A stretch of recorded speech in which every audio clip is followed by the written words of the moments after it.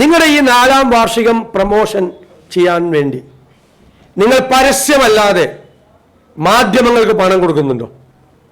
പരസ്യമല്ലാതെ. വാർഷികാഘോഷങ്ങൾ prime ടൈമിൽ കാണിക്കണം, ചാനലുകളുടെ നോൺ പ്രൈം ടൈമിൽ കാണിക്കണം, അതിൻ്റെ ഡോക്യുമെൻ്ററി പോലെ ചെയ്യണം, മന്ത്രിമാരെ പ്രൊമോട്ട് ചെയ്യണം തുടങ്ങിയ കാര്യങ്ങൾക്ക് നിങ്ങൾ പരസ്യമല്ലാതെ, പരസ്യം കൊടുത്തോട്ടെ, എല്ലാ സർക്കാരുകളും പരസ്യം കൊടുക്കും, പരസ്യമല്ലാതെ നിങ്ങൾ പണം കൊടുക്കുന്നുണ്ടോ? സർക്കാരോ സർക്കാരിൻ്റെ ഏതെങ്കിലും ഏജൻസികളോ? നിങ്ങൾ മാധ്യമങ്ങളെ ഭയങ്കര പുച്ഛമല്ലേ? മാധ്യമങ്ങളെ പുച്ഛമല്ലേ ഗവൺമെൻറ്റിന്, CPM നേതാക്കന്മാർക്ക്?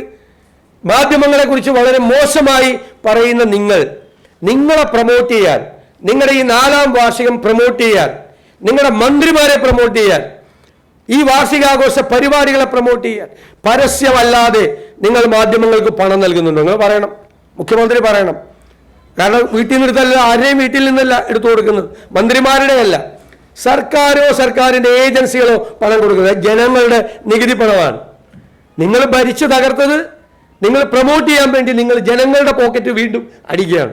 ജനങ്ങളുടെ പോക്കറ്റിൽ നിന്ന് പണമെടുത്ത് നിങ്ങൾ വീണ്ടും മാധ്യമ പ്രമോഷന് വേണ്ടിയിട്ട് മന്ത്രിമാരെ പ്രൊമോട്ട് ചെയ്യാൻ അവർ ഭയങ്കര മിടുക്കന്മാരായിരുന്നു എന്ന് കാണിക്കുന്നതിന് വേണ്ടിയിട്ട് ജനങ്ങളുടെ പണമെടുത്ത് നിങ്ങൾ ചെലവാക്കുന്നുണ്ടോ? പറയണം.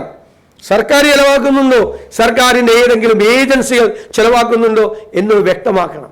കേരളം വലിയ തകർച്ചയിലേക്ക് നീങ്ങുകയാണ്. കേരളത്തിൽ പുതിയ വികസന പദ്ധതികൾ നടപ്പാക്കാൻ കഴിയുന്നില്ല. കേരളത്തിലെ സാമൂഹ്യക്ഷേമ പരിപാടികൾ മുഴുവൻ സ്തംഭിച്ചിരിക്കുന്ന അവസ്ഥയിലാണ്. നമ്മൾ ഉണ്ടാക്കി വെച്ച പല നേട്ടങ്ങളും ഈ സർക്കാർ ഇല്ലാതാക്കുന്നു. ആരോഗ്യരംഗത്ത് രോഗങ്ങൾ, സാംക്രമിക രോഗങ്ങൾ പടർന്നു പിടിക്കുകയാണ്. പബ്ലിക് ഹെൽത്തിനെ കുറിച്ച് യാതൊരു ബോധ്യവും ഈ ഗവൺമെന്റിനില്ല.